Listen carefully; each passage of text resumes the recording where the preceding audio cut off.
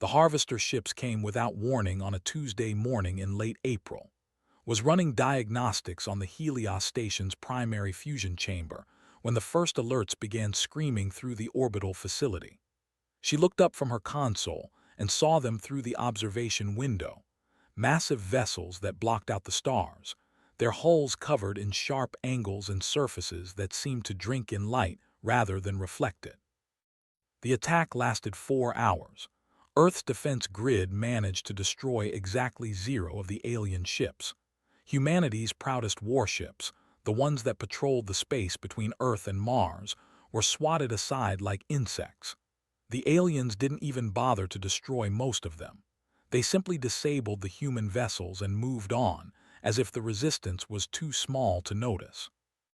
Was among the first to be taken. The aliens used some kind of scanning beam that passed through the station's hull like it wasn't there. Everyone who was scanned felt a brief moment of pressure behind their eyes, and then teams of the creatures came aboard. They moved through the corridors with terrible efficiency, separating the crew into groups. Some people were pushed toward one airlock, others were pushed toward another. Never saw the first group again. She learned later that the aliens were called though that name meant nothing to her at the time. They were tall, nearly 3 meters, and their bodies were made of something that looked like living crystal. They had 8 limbs that could serve as either arms or legs depending on what they needed, and their faces, if you could call them faces, were smooth planes of pale blue material with no visible eyes or mouth. They communicated through vibrations that humans could barely hear, a constant low hum that made teeth ache. They didn't speak to their captives. They didn't explain anything. They simply herded the humans onto transport ships and left Earth's orbit. Caught one last glimpse of her home planet through a tiny viewport, blue and white and impossibly beautiful, before the ship jumped into faster-than-light travel and everything she had ever known disappeared. There were 12,000 humans in the Harvester fleet's holds. Learned this number slowly, piecing it together from whispered conversations during the long journey to wherever they were being taken. They had targeted specific facilities, orbital stations, research centers, military bases, power plants, and had taken only certain people. Neural scans, someone explained. The aliens had been looking for technical aptitude. Engineers, mechanics, scientists. Anyone who understood how things worked and how to fix them. Met Cole on the 3rd day of the journey. He was a Navy man, broad-shouldered and quiet, with gray starting to show at his temples. He had spent 15 years working on nuclear submarines, keeping reactors stable in conditions that would make most engineers nervous. Now he sat in a corner of the holding pen with his back against the wall, watching everything with careful eyes. "Fusion specialist," said when she introduced herself. "Nuclear," replied, "submarines." They didn't need to say more. They both understood what they were, people who knew how to work with forces that could level cities if they got out of control. And they both understood, without discussing it, that the aliens had taken them for a reason. The processing facility was on a moon orbiting a gas giant in a star system didn't recognize. They moved the humans through it like cattle, sorting them into smaller and smaller groups. Each human received an implant at the base of their skull, a neural compliance chip that sent screaming pain through the nervous system if the wearer tried to disobey direct orders or attack their captors. Felt the thing being installed, felt the cold presence of it in her brain, and understood that she was no longer free. She was assigned to the 3rd Expeditionary Fleet, along with about 3,000 other humans. They were distributed across 47 battlecruisers, with each ship receiving a crew of 60 to 80 human workers. Ship was called the Oral, though she only learned this later by reading the symbols on the hull and matching them to overheard communications. The work began immediately. The Oral's primary reactor was an antimatter containment system of staggering complexity, and they expected their human workers to maintain it around the clock. The aliens provided basic instruction through neural interfaces that projected information directly into the workers' minds, painful, disorienting downloads that left with headaches for hours afterward. But the information was enough to get started. The conditions were brutal. The humans worked 18-hour shifts in sections of the ship that were barely pressurized, wearing thin environmental suits that offered minimal protection. The overseers watched them constantly, their crystalline bodies humming with that teeth-aching frequency. Any human who fell behind on their work quota was simply removed from the crew. Saw 3 people dragged away in her first week. She never saw them again, but she heard what happened to them. They didn't waste resources on workers who couldn't perform. They simply opened an airlock. Despite the horror of their situation, found herself becoming fascinated by the technology she was forced to maintain. The antimatter containment system was unlike anything she had ever seen, elegant, powerful, and terrifying. Magnetic bottles held tiny quantities of antimatter in perfect suspension, preventing the particles from touching any normal matter and annihilating. Multiple layers of redundancy protected each containment unit. Triggered. They had clearly been building these systems for centuries, refining them to near perfection. But was a fusion reactor specialist. She had spent her entire career understanding how to contain impossible forces, how to balance systems on the edge of catastrophe, how to keep power plants from becoming bombs. And she understood something fundamental about any containment system. The same features that made it stable could be exploited to make it fail. She started taking notes, not on paper, they would have noticed that, but in her head. She memorized conduit locations, relay timings, thresholds. She watched how the magnetic bottles responded to fluctuations in power. She learned the rhythm of the reactor's cycle, the moments when it was most stable and the moments when it was most vulnerable.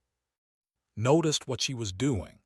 One night, during a brief rest period when the overseers had retreated to their regeneration chambers, he sat down beside her in the cramped sleeping quarters. "You're mapping it," he said quietly. "Didn't deny it, someone has to." "It's not just this ship," said. "There are 46 others, all with the same reactor design, all with human crews." Looked at him. She saw something in his eyes that she recognized, the same cold anger that burned in her own chest, the same refusal to accept what had been done to them. "We'd need to coordinate," she said, "across the whole fleet." "Yes. The compliance chips would stop us from doing anything violent." "Probably," was quiet for a moment. "But maintenance isn't violent. Adjusting settings isn't violent. Replacing components isn't violent." Understood what he was saying. The chips were designed to prevent obvious rebellion, attacks on overseers, attempts to escape, direct sabotage. But they had made an assumption about their human workers. They had assumed that beings from a primitive species, one that hadn't even developed faster-than-light travel, couldn't possibly understand their advanced technology well enough to threaten it. They had given their captives access to the most dangerous systems on their ships, without ever considering that those captives might learn how to make those systems fail. It was a mistake. They had conquered 17 species across 3 galactic arms. They had never encountered anything like humans before. They didn't understand that human engineers didn't just learn how to maintain systems. They learned how systems worked. They understood the principles underneath the technology, and once they understood something, they could imagine ways to break it. Looked at and nodded slowly. "We'll need help," she said. "People on other ships, a way to communicate." "There's a woman in the secondary maintenance crew," replied. "Telecommunications engineer from Tokyo. Names, she's been working on something." The plan was born in that moment, in a whispered conversation between 2 exhausted humans in the belly of an alien warship. It would take months to develop. It would require coordination across 47 vessels. It would demand sacrifices that none of them could fully imagine yet. But it started there, in the darkness, with 2 engineers who refused to accept that they were nothing more than tools to be used and discarded. They had taken 12,000 humans because they needed workers. They had no idea that they had taken 12,000 people who knew how things worked and how to make them stop working forever. Had been a telecommunications engineer for the Japanese Space Agency before the Harvester ships came. She had spent her career building communication systems that could function across vast distances, bouncing signals off satellites and relay stations to connect people on opposite sides of the solar system. Now, she sat in a maintenance bay on the Oral, surrounded by alien technology that hummed at frequencies humans could barely perceive, and she was doing what she had always done, building a network. The communicated through vibrations that traveled through solid materials rather than through air. Their ships were filled with crystalline conduits that carried these vibrations from one end of the vessel to the other, allowing the aliens to coordinate without any technology that humans would recognize as communication equipment, but had noticed something during her first weeks of captivity. The reactor systems generated electromagnetic noise, random fluctuations in the ship's power grid that they ignored because they were irrelevant to their vibration-based communication. Humans, however, were very good at using electromagnetic signals. Started small. She modified a diagnostic tool to emit a specific pattern of electromagnetic pulses, then built a receiver that could detect those pulses from across the ship. The signal was weak, easily lost in the reactor's noise, but it was there. She had created a way to send messages that they couldn't hear. The real challenge was reaching other ships. The Oral operated as part of a fleet, which meant there were occasional transfers of personnel and equipment between vessels. Shuttles carried supplies and replacement parts from one battlecruiser to another, and sometimes humans were moved as well, reassigned to fill gaps in crews that had been reduced by accidents or executions. Started passing data chips to humans who were being transferred. Tiny things, no bigger than a fingernail, hidden in the seams of environmental suits or tucked into the lining of tool cases. Each chip contained instructions for building receivers, frequencies to monitor, code words to use. The network grew slowly, ship by ship, crew by crew. It took months, but eventually had established contact with human workers on every vessel in the 3rd Expeditionary Fleet. Spent those months learning everything she could about the Oral's antimatter containment system. She worked her shifts, met her quotas, and never gave the overseers any reason to pay special attention to her. But in her mind, she was building a map, a complete picture of every weakness in the reactor's design. The system had 17 critical points where a precisely timed disruption could cause a cascade failure. Identified each one, calculated the timing sequences that would be required, and documented the tools and access that would be needed. She shared her findings with, who refined her calculations based on his own experience with reactor failures. They worked in stolen moments, during rest periods and shift changes, always careful never to do anything that might trigger the compliance chips in their skulls. The chips were the biggest obstacle. They had designed them to prevent any obvious form of rebellion, and they worked exactly as intended. Any human who tried to attack an overseer felt immediate, overwhelming pain. Any human who tried to flee was knocked unconscious within seconds. The chips monitored their wearers constantly, watching for signs of hostile intent. But the chips had limitations. They couldn't read minds. They could only detect certain physiological signals that indicated aggressive or rebellious intentions, and they had been calibrated for obvious threats. A human swinging a tool at an overseer would trigger the chip instantly. A human adjusting a reactor setting by a few percentage points would not. Tested this carefully, pushing the boundaries of what she could do without triggering pain responses. She found that she could perform any maintenance task, no matter how dangerous, as long as she framed it in her mind as routine work rather than sabotage. The chips detected intent, not outcome. As long as she believed she was just doing her job, she could do almost anything. This was the key to the entire plan.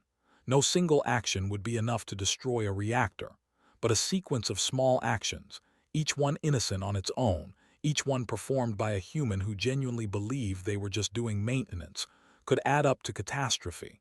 Adjusting coolant flow rates here, replacing a component there, modifying a timing sequence, weakening a magnetic containment field by fractions of a percent. None of these actions would trigger the compliance chips. All of them together would cause the reactor to fail. This network carried the technical specifications from ship to ship. Each human crew received information tailored to their specific reactor configuration, the cascade points, the timing sequences, the exact steps required.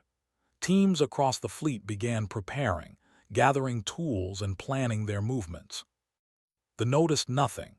They saw their human workers performing maintenance tasks, meeting quotas, dying occasionally from accidents or exhaustion. They had no concept of what was being built in the spaces between their observations, in the whispered conversations and hidden data transfers and carefully planned sequences of innocent-seeming actions. Cole coordinated the timing.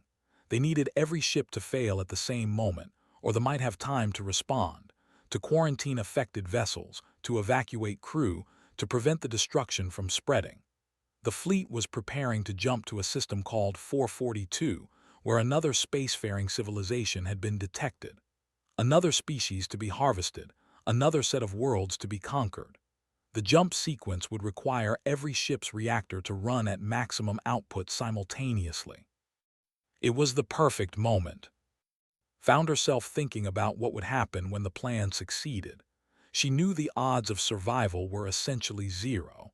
Antimatter containment failure was not something you walked away from.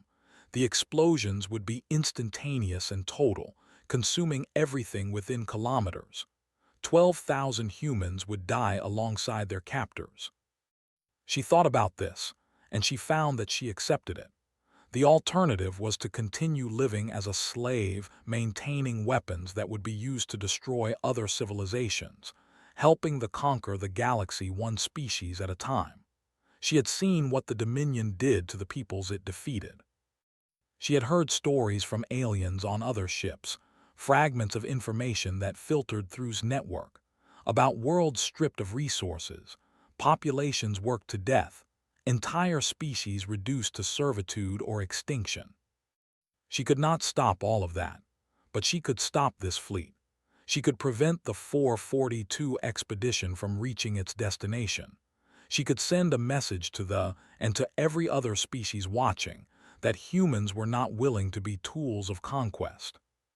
The day before the jump, gathered her team in the maintenance bay. There were 13 of them, including and they had worked together for months, maintaining the reactor that would soon destroy them all. Now they looked at each other in the dim light, and they didn't need to say much. Tomorrow, said quietly, during the jump sequence. Nodded, everyone knows their assignments. Checked her equipment one last time. The network is ready, all ships have confirmed. Looked at each of them in turn. Engineers, mechanics, technicians. People who had been taken from their homes and forced to serve an alien empire. People who had chosen to die rather than remain slaves.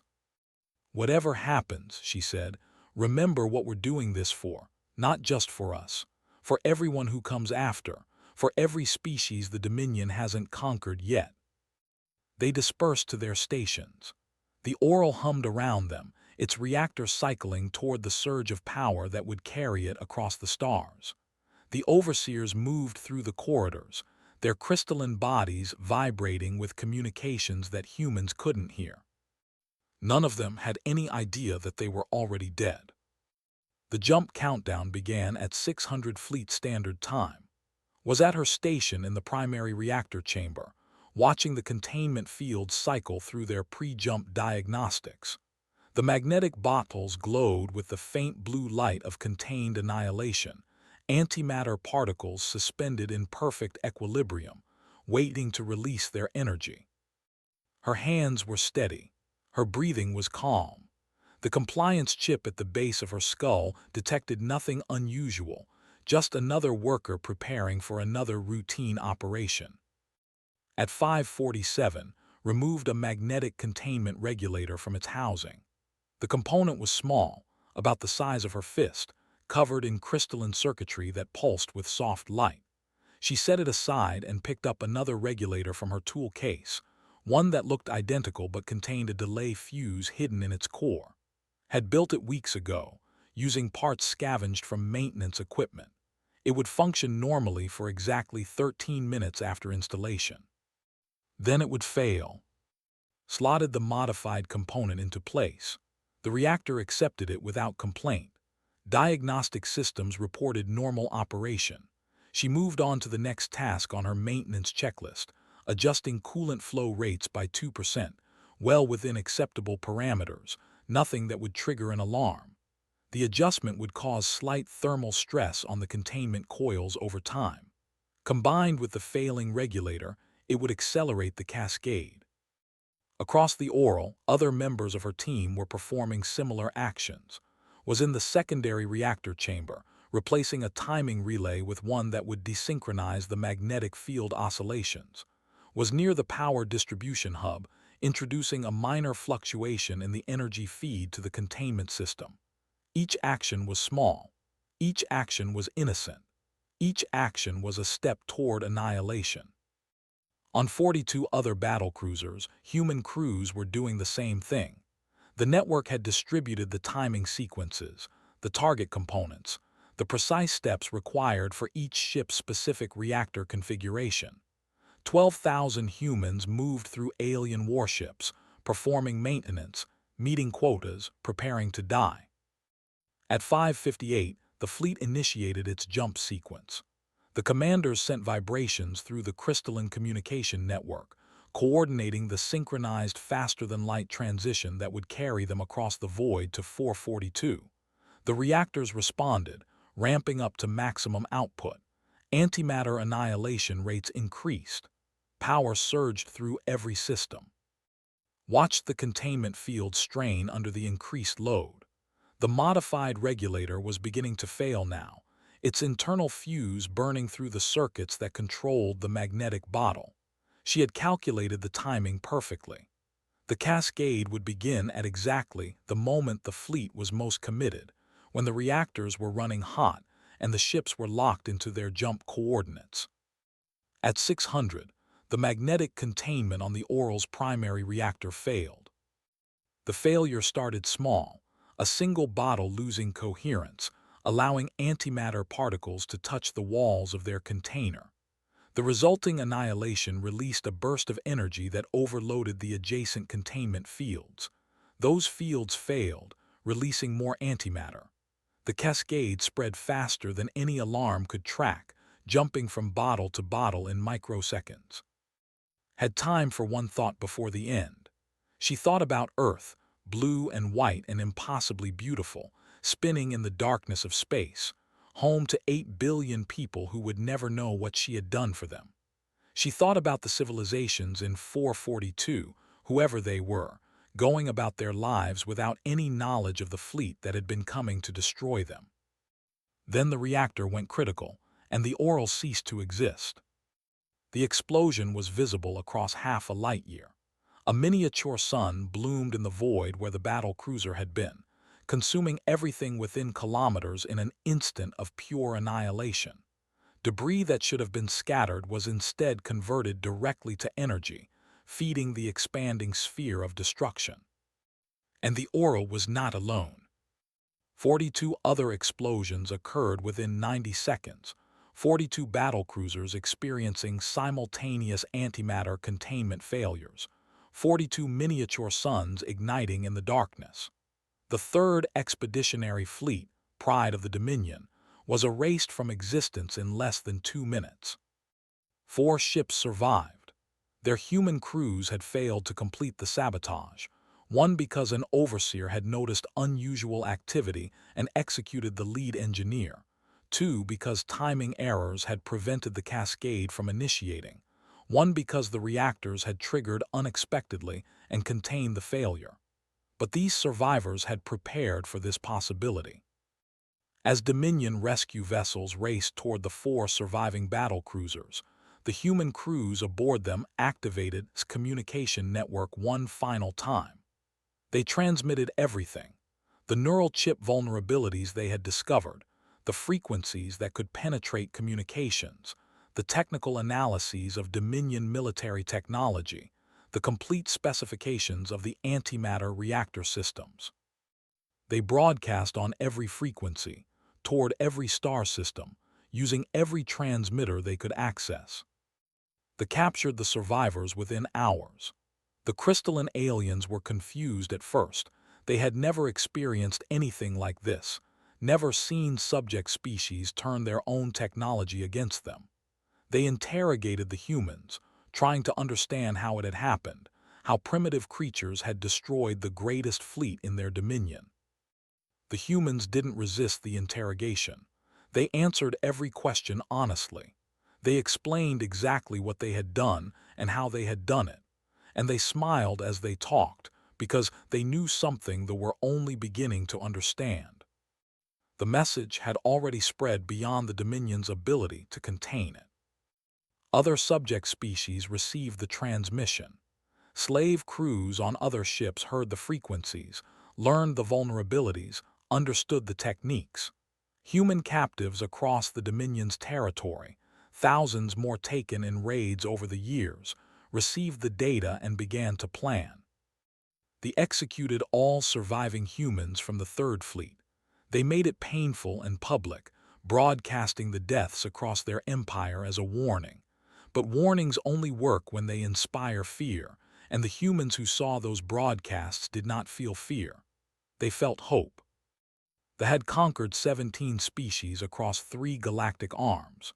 They had ruled unchallenged for centuries, expanding their territory, harvesting populations, building an empire on the labor of subjugated peoples.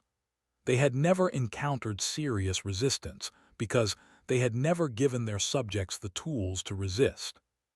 But they had given humans access to their reactors.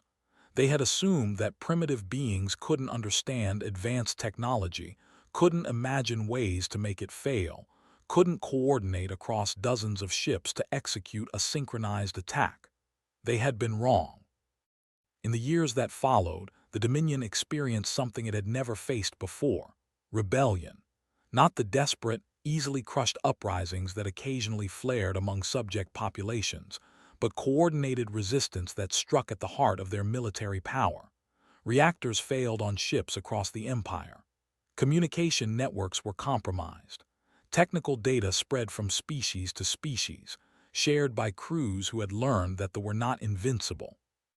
Historians would later call it the Cascade, the wave of resistance that eventually broke the Dominion and freed 17 species from slavery.